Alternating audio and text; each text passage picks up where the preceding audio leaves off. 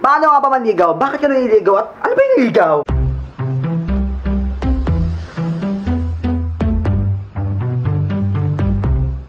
Ano-ano nga ba ang dahilan kung bakit ka naniligaw? A. Kasi nalaman mong gusto ka niya at single ka naman kaya go push na lang. B. Nalaman mong gusto ka niya at gusto mo rin siya. C. Malabo na sila ng current niya at matagal mo na siyang gusto kaya push na ito lagawan mo na lang gusto. D. Kilala mo siya at gusto mo siya. At letter E. Hindi mo pa siya kaibigan pero gusto mo na siya. Ito ang ilang tip mo na sa taong palagi nare-reject.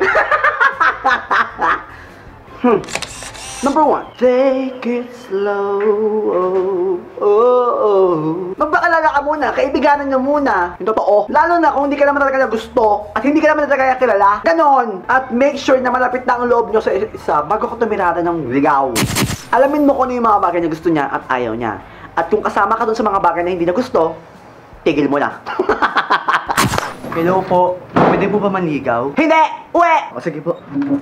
Number 2, huwag masyadong feeling. Piling pogi, piling maganda, piling angas, piling ano. Huwag ganun.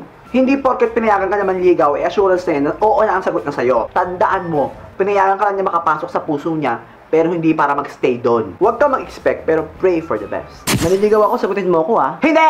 Uwe! Number 3, hindi manghuhulay nililigawan mo. Kaya make sure na pag nanliligaw ka na talaga, sinaya mo sa kanya nang tanong ka kung pwede ba manligaw.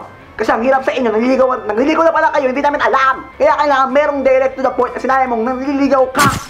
Hi miss, pwede ba manligaw? Ganoon. Number 4, kung torpe ka naman at di mo masabi sa kanya na pwede ba manligaw, wag ka lang ligaw. Sa panliligaw, dapat hindi mahiyain. Dapat malakas ang loob, may determinasyon, may motibasyon, at merong lakas. Ganoon. Dahil paano mo siya makukuha kung mahiyain ka? Tanggalin mo yung hiya mo. Dahil sa hiyang yan, madami mga opportunity na hindi mo nakukuha. Kaya tanggalin mo yung pagiging torpe mo, mangligaw ka na. Dahil maunahan ka ng iba. Number 5, kaya gwapo ka man, maganda ka man, sexy ka man, at malaki ang mo, make sure na loyal ka. Yung simpleng pagkasama mo siya, huwag ka maghawak ng phone. I-doon mo yung attention mo sa kanya. Magkasama nga kayo, pero hawak naman yung phone, ganoon. Ano yun? Ipakita mo sa kanyang seryoso ka at siya lang ang nililigawan mo. Number 6, kahit ano pang sabihin ninyo, nakakatulong talaga ang pagbigay sa kanya ng mga material na gamit. Gaya ng cellphone, bag, sapatos, gano'n. Pero yung abot na lang kaya mo, kasi nga sabi nga nila, no, it's a form of surprise. It's a form of appreciation. Dahil the fact na binigyan mo siya ng mahal na gamit, it means, you means a lot to them. Pwede ba manligaw? Bibigay ko po itong electric pan namin pag sinagot niyo po ako. Please na po, sa inyo na po to, sagutin niyo na po ko. Pero wag naman sana umikot yung panliligaw mo sa puro bili mo ako nun, bili mo ako niyan, di ba? Ay, mapera ako. Sagutin mo na ako. Number 7, mag-ayos ka ng sarili mo. Tandaan mo, nanliligaw kayo talaga tapon basura. Hello po ate, may basura kayo dyan? Papatapon po kayo? Basura. Make sure naman na presentable kapag kasama mo siya. Hindi parang kakagising pala, dumiretso na sa lakad ninyo. Ano? Number 8, ipakita mo palaging nandiyan ka para sa kanya. Dahil ang pinaka-importante sa panliligaw ay yung oras. Nakakadagdag points din yung priority mo siya na itatabi mo yung ilang mga bagay para lang makasama siya. Hindi mo gagawin yung ilang bagay. Yung mag-sacrifice ka para so sweet like that. Number 9, huwag mong kalimutang makipagkita sa kanya. Dahil sabi nga nila, magkaiba ang ugali ng tao sa phone pag sa personal. Patunayan mo na sa kanya na kung gaano ka kasweet sa text, sa chat, o sa tawag, ganoon ka rin kasweet sa personal. Hi, pwede po ba manligaw? Sino po kayo? Ako po si Lloyd. Number 10, tandaan mo na nililigaw ka pa lang. Dapat alam mo kung saan lang yung boundary mo. Hindi yung ganoon agad, bakot agad. Totoo, hindi pa nga kayo, hindi pa nga siya nanganganak, hindi pa kayo kasal. Hello? Asan ka? Ha? Sino kasama mo? Si Jan. Bakit kasama mo yan? Laga na lang kami. Di ba sabi ko wag kang umalis? Ano? Ha? Di ba muulan ngayon? Ha? Ha? Ano? Ha? Ha? Di ba nanliligaw ka pa lang? Magbiling tatay ka na agad! Huwag mo masyadong magselos kasi nakakabwisit yun. Huwag ka masyadong mapapel. Saktuhan lang. Hindi lahat ng galaw niya, bantay mo din. Ano? Huwag mo rin kalimutang pakiligin siya. Dahil kung walang kilig, walang sagot na oo. Pagkausap mo siya, make sure na hindi boring. Hindi yung gwapo ka nga, wala ka namang kwenta kausap, wala rin kwenta.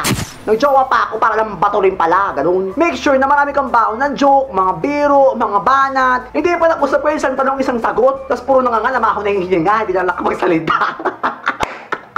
At saka make sure na yung topic nyo kahapon, hindi nyo topic ngayon. Paulit-ulit, kamusta ang gising, kamusta ang tulog, anong kinain mo, busog ka ba, nakakaumay.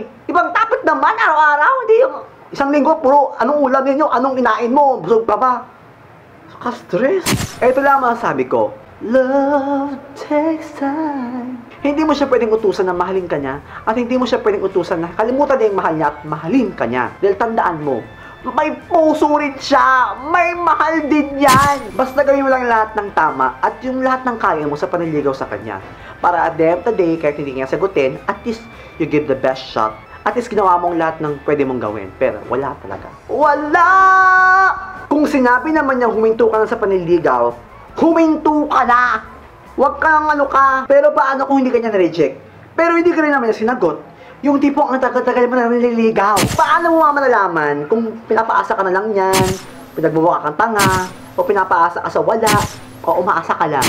Malalaman mo yan next Wednesday ang topic natin. At kung nagustuhan mong topic na ito, huwag mong kalimutan mag-like, i-favorite mo to at i-share mo sa lahat ng tropa mo, lalo na sa mga nanliligaw. Huwag mong kalimutan mag-comment sa baba ng mga komento mo, ng mga eklat mo. At ang si Fan of the Week ay si Malor Castillo. Shana! Boom.